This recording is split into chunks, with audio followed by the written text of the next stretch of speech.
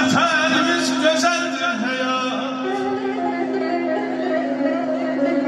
Azad olduq Qarabağımız gözəldir həyat. Görün xoşbaxt olsun bütün kainat.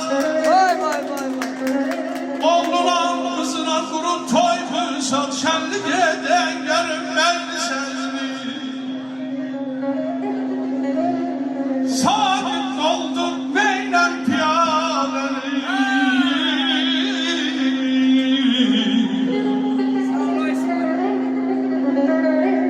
Sabit olduk beyler piyadeni.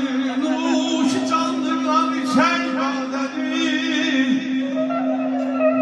Bugün uğur balasına toy kendisi Kur'an intikam beyi. Tebrik eden görünmezdi sen.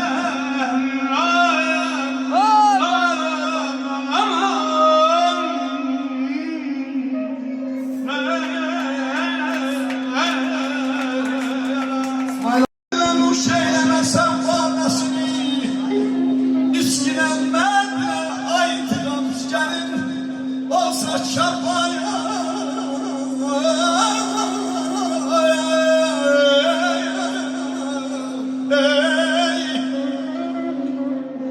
Ay bence mestanenin ey dostlar, başka cüre alemi var.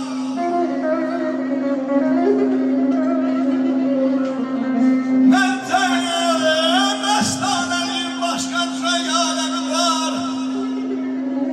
Kesne şer yaratmak için yaratılmış bu şarap. Yemekten çeylesen gelme bu meyhaneye.